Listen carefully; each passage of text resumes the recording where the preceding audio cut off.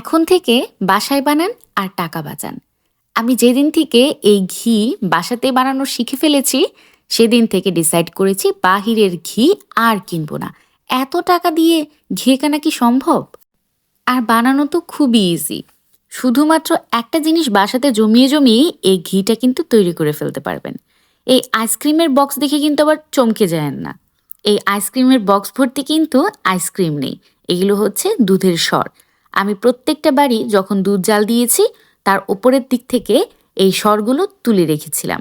সরগুলো খাওয়াও কিন্তু স্বাস্থ্যের জন্য খুব একটা ভালো না। তাই প্রত্যেকটা বার সর এভাবে করে একটা টিফিন বক্সে তুলে ডিপ ফ্রিজে সংরক্ষণ করেছি। এখানে প্রায় ৩-৪ মাসের মতো তো হবেই। এতটুকু সর হয়েছে। এবারে এই সরটা দিয়ে কিভাবে ঘি তৈরি করা যায় সেটাই দেখে নিন।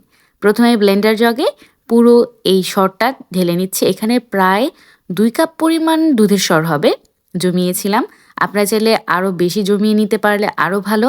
আর সবসময় চেষ্টা করবেন একদম ফুল ফ্যাট মিল্ক যেটা সেইটার সরটা জমানোর জন্য। এতে কিন্তু এই ঘিটা কিন্তু ভালো হয়। এরপরে দিয়ে দিচ্ছি একদম ঠান্ডা পানি। ফ্রিজের ডিপে আমি রেখে দিয়েছিলাম এই ঠান্ডা পানিটা যাতে দ্রুত বেশি ঠান্ডা হয়ে যায়। এরপর ব্লেন্ডারের জগের মুখটা লাগিয়ে দিচ্ছি আর এটাকে ভালো মতো ব্লেন্ড করে নিতে হবে। প্রথমে প্রায় আমি ৩ মিনিটের মতো ব্লেন্ড করেছিলাম। ব্লেন্ড করে আপনাদের একটু দেখিয়ে দিচ্ছি এটা কি হচ্ছে। দেখতেই পাচ্ছেন এটা কিন্তু অনেকটা থিক হয়ে গেছে আর এটা বাটার হওয়া শুরু করে দিয়েছে। তো চারপাশে লেগে থাকা সেই বাটারটা আমি তুলে নিচ্ছি।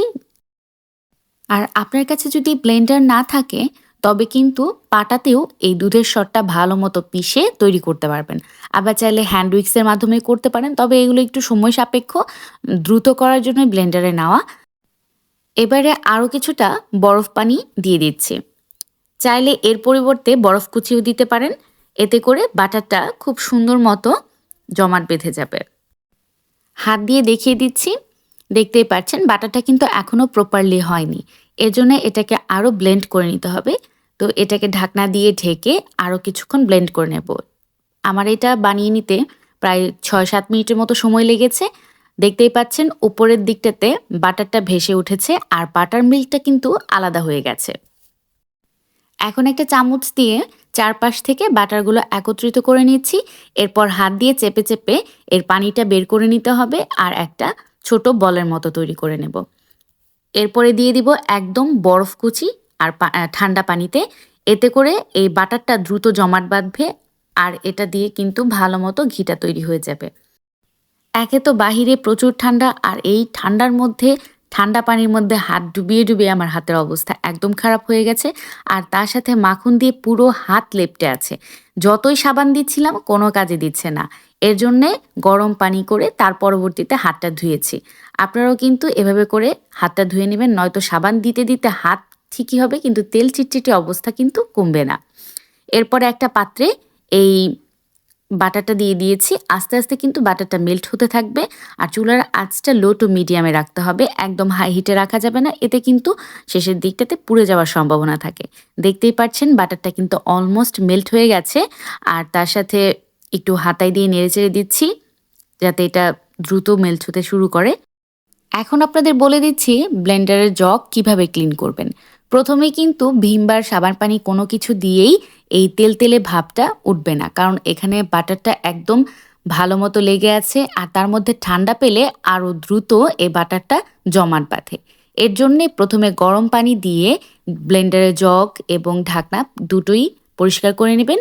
তার পরবর্তীতে ভিম বার ইউজ করবেন। এতে করে এর বাহিরে এবং ভেতরে দু জায়গায় তেলতেলে ভাবটা কিন্তু চলে যাবে। আর এইদিকে ঘিটা হয়ে গেছে প্রায়। আর এই ঘি রান্নার সময় বা ঘি বানানোর সময় অনবরত নাড়তে হবে আর চুলার আঁচটা একদম লোতে রাখতে হবে। যত বেশি নাড়বেন তত ভালো, এতে করে নিচের দিকটায় লেগে যাবে না। দেখতেই পাচ্ছেন ঘিয়ের কালারটা কিন্তু পরিবর্তন হয়ে গেছে আর পুরো বাড়িতে ঘি দিয়ে গন্ধে মম করছে। আমার তো খুবই ভালো লাগে এরকম হোমমেড ঘি।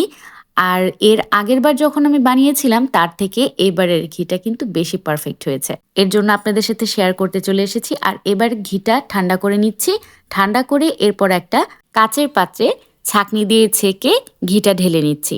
এখানে প্রায় হাফ কাপের একটু বেশি পরিমাণ ঘি হয়েছিল। আমার এখানে হোমমেড ঘি রেডি। এবারে ঢাকনা দিয়ে এটাকে লক করে দিচ্ছি আর এভাবে করে আমি ফ্রিজের নরমাল চেম্বারে যতদিন ইচ্ছা রেখে এই ঘিটা খেতে পারবো। আপনারাও বাসাতে বানিয়ে দেখতে পারেন। আপনাদের কাছে কেমন লাগলো অবশ্যই কিন্তু ভিডিওতে কমেন্ট করে জানাবেন। আর আজকের রেসিপি দ্বারা যদি কোনোভাবে উপকৃত হয়ে থাকেন তবে ভিডিওটা শেয়ার করবেন। আসছি আরও নতুন ভিডিও নিয়ে। ততদিন পর্যন্ত ভালো থাকবেন। আল্লাহ হাফেজ।